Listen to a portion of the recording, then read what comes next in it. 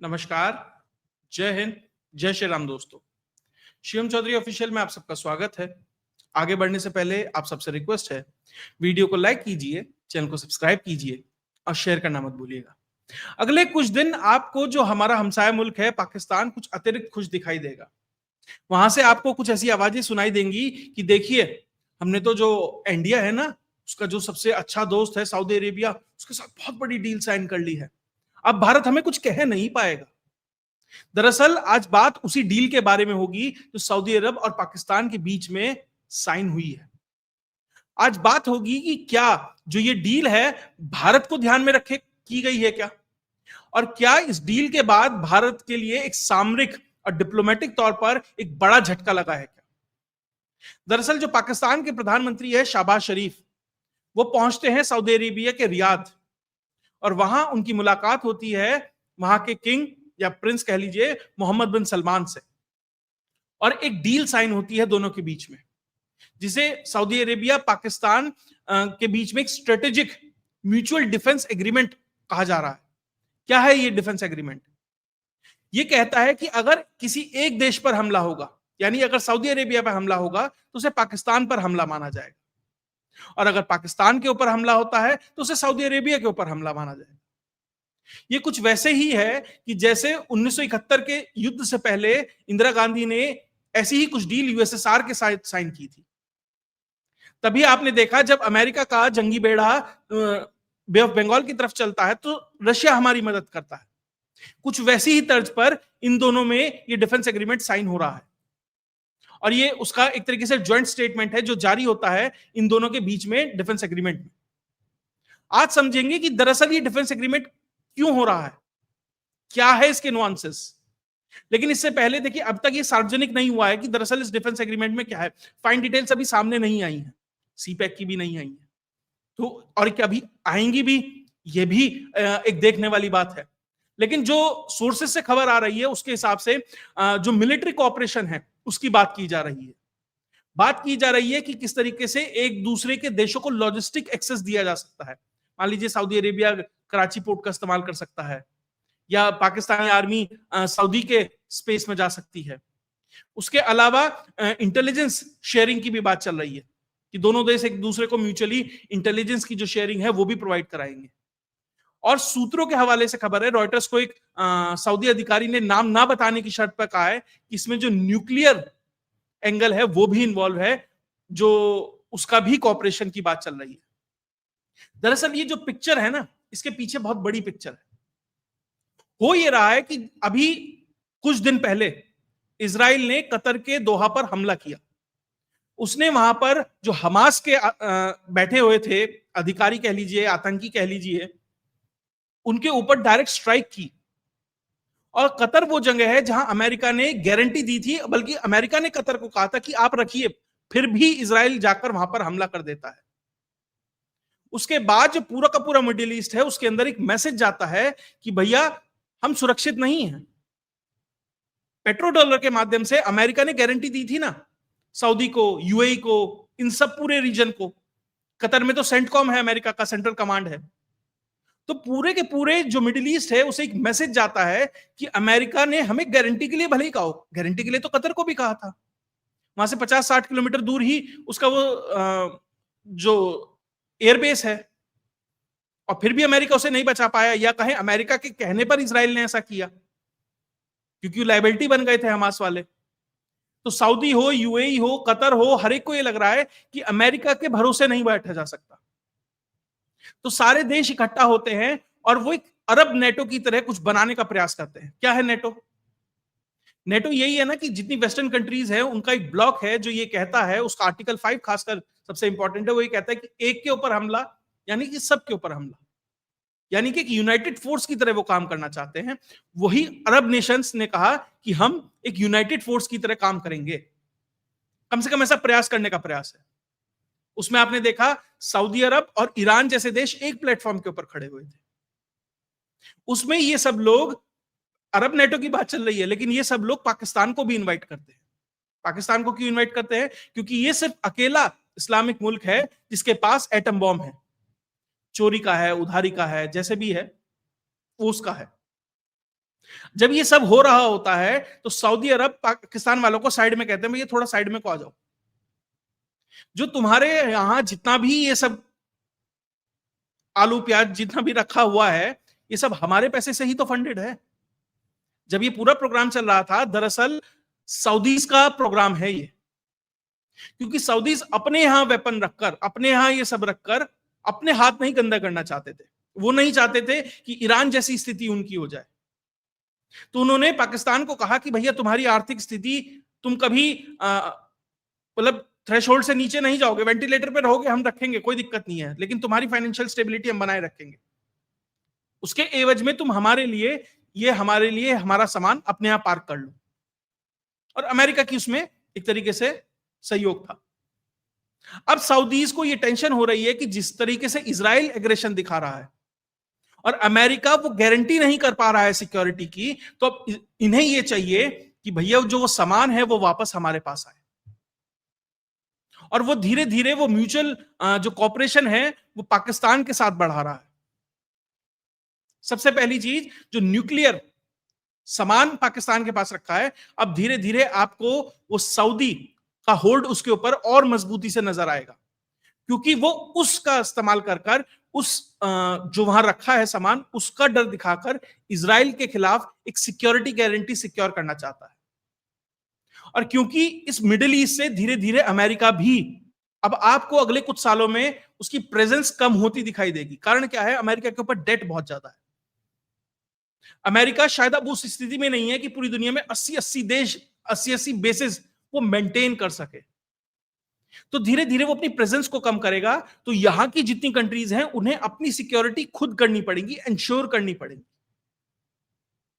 तो इसीलिए अब वो ये चाहते हैं कि पाकिस्तान जैसा कोई हमारे लिए एक तरीके से गारंटी बन जाए, हमारे लिए न्यूक्लियर अम्ब्रेला प्रोवाइड कराए, ताकि एक होता है ना कि सांप में जहर हो ना हो, दिखना चाहिए। वो वाली स्थिति अब सऊदी अरेबिया करना चाहता है कि भैया मेरे ईरान के पास तो डेवलप खुद कर ही रहा है, अब मेरे पास अगर पाकिस्तान से मांगा हुआ ही भले ही, लेकिन पाकिस्तान से अगर जल्दी से जल्दी मेरे पास आ जाएगा तो पूरे मिडिल ईस्ट में अमेरिका हो या ना हो, मेरी एक गारंटी सिक्योर हो जाएगी।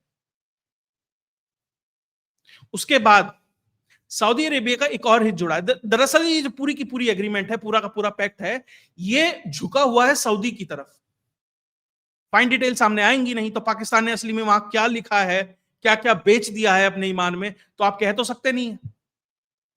दूसरा, सऊदीज हुती के खिलाफ लड़ रहे हैं, जिन्हें स्पॉन्सर करता है ईरान। और वो जिस तरीके से कैजुअलिटीज होती हैं सऊदीज की, सऊदी फोर्सेस की जो नुकसान होता है, उससे सऊदी परेशान है, क्योंकि उनकी न्यूसेंस वैल्यू इतनी है भैया, वो उनके साथ कुछ होने फर्क नहीं पड़ता है। कभी अरामको की फैसिलिटी पे उन्होंने मिसाइल मार दी, कभी कहीं, वो चलता रहता है।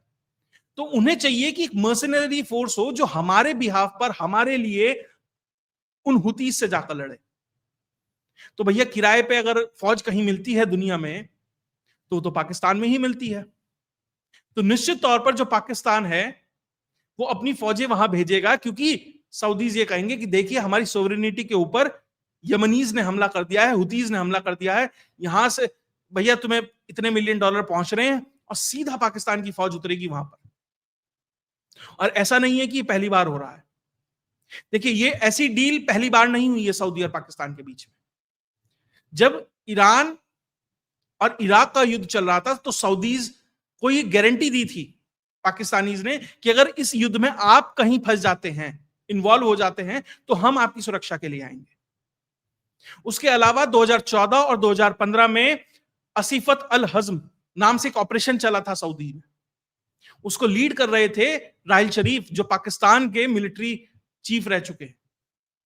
उसके अलावा 1979 हो, 82 हो, 84 में ऐसे कई सारे पैक्ट सऊदी और पाकिस्तान के बीच हो चुके हैं। कोई इंटेलिजेंस शेयरिंग पे था, कोई डिफेंस कॉपरेशन था, अलग अलग नाम उनको दिए गए। तो पहली बार नहीं हो रहा है।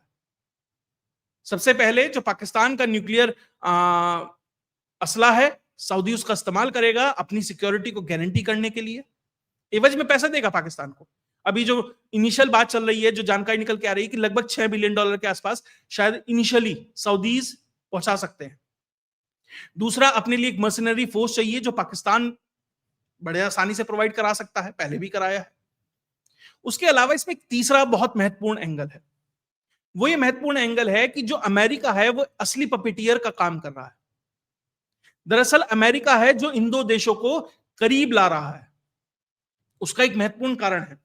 दरअसल जो अमेरिका का जो पेट्रो डॉलर है, अमेरिकन डॉलर की हेजेमनी, उसका पावर तभी तक है जब तक ये इंश्योर किया जा सकता है कि पूरी दुनिया में जो तेल का कारोबार है वो डॉलर में होगा। सऊदी सबसे बड़ा सप्लायर था, उसने यही कहा था कि भैया मैं तेल तभी बेचूंगा पूरी दुनिया में जब डॉलर में खरीदोगे। और एनर्जी सबसे इंपॉर्टेंट चीज है, इसलिए डॉलर की मजबूती थी। लेकिन अब जिस तरीके से रशियन ऑयल मार्केट में आ रहा है, वेनेजुएलन ऑयल की बात चल रही है और बहुत सारे मल्टीपल प्लेयर्स खुल गए हैं, अब सऊदी का वो उस तरह की मोनोपोली नहीं रही है। और खासकर जिस तरीके से जो रशियन ऑयल को रिफाइन कर कर भारत बेच रहा है, वो जो ये पेट्रो डॉलर की एक हेजेमनी क्रिएट की हुई थी, उसे धीरे धीरे वो कमजोर कर रहा है। रशिया, चाइना, इंडिया, ये सब मिलकर जो पेट्रो डॉलर वाला सिस्टम था उसको कमजोर कर रहा है। अमेरिका चाहता है कि उसका एक्सटेंशन हो, वो मजबूत बना रहे, इसलिए इन दो देशों को पास ला रहा है। क्योंकि वो ये चाहता है कि, और खासकर सऊदी भी चाहता है कि जिस तरीके से अरेमको सऊदी की सबसे बड़ी कंपनी है तेल निकालने वाली, अरेमको के टोटल रेवेन्यू के ऊपर ही आप ये मान कर चलिए सऊदी अरेबिया चल रहा है। सबसे बड़ा ऑयल प्रोड्यूसिंग कंपनी है दुनिया की। रिलायंस में वो इन्वेस्ट भी करने वाली थी, लगभग $15 बिलियन के आसपास की वो डील थी, लेकिन वो टूट गई थी क्योंकि शायद वैल्यूएशन मैच नहीं हो पाई। और जो आपकी रिलायंस है वो धीरे धीरे ग्रीन एनर्जी की तरफ शिफ्ट होने का प्रयास कर रही है, हाइड्रोजन और इस सब में। तो उन्हें खतरा लगा कि भैया अगर ये हाइड्रोजन में चले जाएंगे, वैल्यूएशन सही नहीं मिलेगी, तो भैया हमारे तेल के लिए तो दिक्कत हो जाएगी, तो वो डील नहीं हो पाई थी। और जिस तरीके से रिलायंस और भारत की बहुत सारी कंपनीज यूरोपियन मार्केट में तेल बेच रही हैं, रशियन रिफाइंड ऑयल बेच रही हैं, तो भैया जो ये रैमको का मार्केट शेयर है उसको नुकसान हुआ है, अमेरिकन जो एलएनजी है उसको नुकसान हुआ है। तो वो चाहते हैं कि वापस से वो मार्केट शेयर कैप्चर किया जाए। वो कैसे होगा? वो होगा कि जब पाकिस्तान के माध्यम से भारत को परेशान किया जाएगा। एक ये दिखाया जाएगा कि देखो, पाकिस्तान अगर छोटा सा भी कोई न्यूसेंस क्रिएट कर देगा, भारत को हमला करना पड़ेगा, सऊदी सपोर्ट में आ जाएगा, और आपका इतना बड़ा स्ट्रेटेजिक पार्टनर है सऊदी, तो देखिए आपके लिए दिक्कत हो जाएगी। तो थोड़ा सा ना, जो हमारे रेवेन्यू सोर्सेस के ऊपर जो हमला हुआ है रिलायंस के माध्यम से, रशियन ऑयल के माध्यम से, उसको थोड़ा सा कंट्रोल कीजिए। और जो पेट्रो डॉलर का जो पूरा खेल है उसको संरक्षित करने के लिए ये जरूरी है। तो ये मैसेजिंग भारत को भी है, लेकिन इसमें छोटा सा लूप होल है। छोटा सा लूप होल ये है कि क्या सऊदी सही में ऐसी सिचुएशन में जब पाकिस्तान और भारत आमने सामने खड़े होंगे, पाकिस्तान का साथ देगा? देखिए, बहुत सारी ऐसी इफ्स एंड बट्स होती हैं जिसका इस्तेमाल एंड टाइम पे किया जा सकता है। क्योंकि जो एक्ट ऑफ एग्रेशन का नाम दिया गया है इस एक्ट में, तो यूएन चार्टर तो ये कहता है कि एक्ट ऑफ एग्रेशन जब होता है जब किसी देश की सोवरेनिटी को वायलेट करते हुए दूसरा देश उसके ऊपर हमला करते। मान लीजिए भारत की तरफ से कल को कुछ होता है, भारत तो कहेगा हमने तो टेरर इंफ्रास्ट्रक्चर के ऊपर किया है, पीओके में किया है, भारत की टेरिटरी है, एक्ट ऑफ एग्रेशन कहेगा। सऊदी खुद कहेगा कहेगा एग्रेशन। और पाकिस्तान रिटेलिएशन करेगा तो सऊदी कहेगा एग्रेशन तो तुमने किया है, हम क्यों सपोर्ट करें? हाँ, हम ये कर सकते हैं कि हम दिल्ली को 4 फोन लगाते थे, 10 फोन लगा देंगे। अरे साहब शांत हो जाओ, देख लो, कर लो, समझ लो। ये संभावनाएं हैं, क्योंकि सऊदी का इन्वेस्टमेंट जिस बड़े स्तर पर भारत में है, क्या वो उसको रिस्क पे लेगा? जिस तरह का डायस्पोरा भारत का सऊदी के अंदर है, जिस तरीके से वो उसको ह्यूमन रिसोर्स प्रोवाइड कराता है, क्या सऊदी उसका रिस्क लेगा?